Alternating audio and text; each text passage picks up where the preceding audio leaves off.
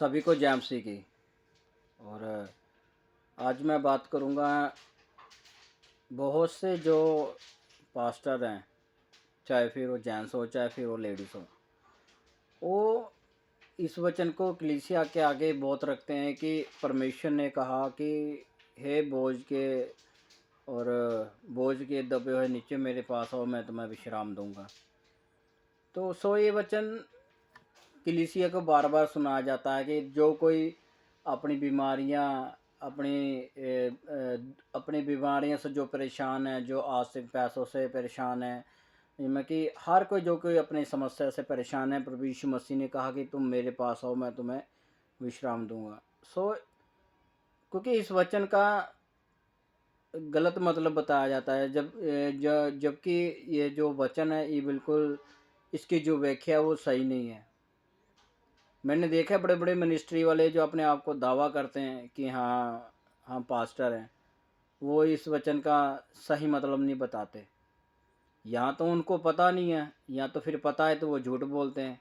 अब मुझे तो पता नहीं। अब तो परमेश्वर ने ये नहीं कहा कि तुम मेरे पास आओगे तो मैं तुम्हें हर एक चीज़ से आराम दूंगा, हर एक चीज़ तुम्हें दूंगा, हर एक तुम्हारी बीमारियों से भी चंगा करूंगा। अगर तुम्हारे पास फाइनेंस प्रॉब्लम है तो मैं उससे भी सही करूंगा।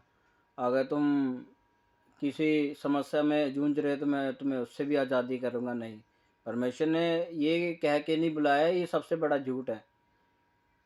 और ये जो भी प्रचारक वचन का जो गलत मतलब बताते हैं, या तो इन्हें पता नहीं, क्योंकि ये अपनी समझ से चलते हैं, ये सब झूठ बोलते हैं। ऐसा नहीं है, बल्कि परमेश्वर ने, यीशु मसीह ने यहूदी लोगों को कहा था कि जो बोझ के नीचे दबे हैं, परमेश्वर ने कहा कि जो बोझ के नीचे दबे लोगों मेरे पास आओ, मैं तुम्हें विश्राम दूंगा। ये परमेश्वर ने उन लोगों को, यहूदी लोगों को कहा था, क्योंकि वो व्यवस्था को फॉलो करते थे। वो व्यवस्था को फॉलो करते थे और उसी पर ही चलते थे, वो उसी पर ही निर्भर रहते थे, क्योंकि जो व्यवस्था है वो श्राप लाती है।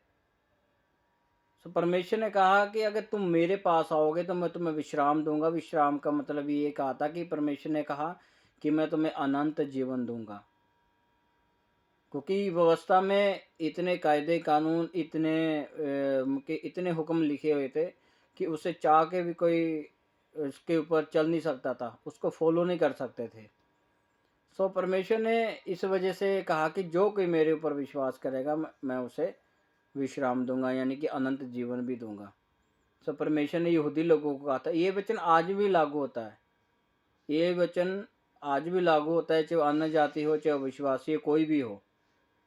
और परमेश्वर ने ये कह के नहीं बुलाया था, ये सब झूठ है कि तुम मेरे पास आओगे तो सारी चीज़ें मैं तुम्हारे आर्थिक प्रॉब्लम, फाइनेंसी और बीमारियों से मैं तुम्हें आज़ाद करूँगा। नहीं, ये कह के, ऐसे कह के थोड़ा बुलाया था। ये सब गलत है, ये रॉन्ग टीचिंग है। परमेश्वर ने ऐसे कह के नहीं बुलाया था।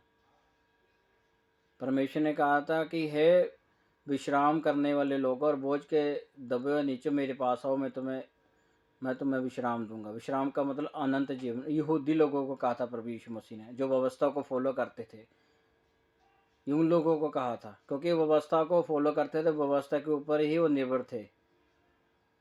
और सारे जो जो काम व्यवस्था में लिखे हुए थे सभी उसी को फॉलो करते थे, तो व्यवस्था को मानते थे। इसी वजह से परमेश्वर ने उस व्यवस्था को आज़ाद, उन लोगों को व्यवस्था से आज़ाद करने के लिए परमेश्वर ने फिर वहाँ पे यहूदी लोगों को कहा, हे विश्राम करने वाले लोगों और बोझ के नीचे दबे लोगों मेरे पास आओ, मैं तुम्हें विश्राम दूंगा, यानी कि अनंत जीवन दूंगा।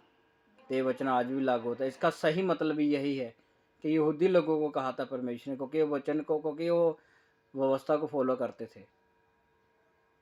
तो सभी को जय मसीह की। और इस वीडियो को शेयर करना ज़्यादा से ज़्यादा,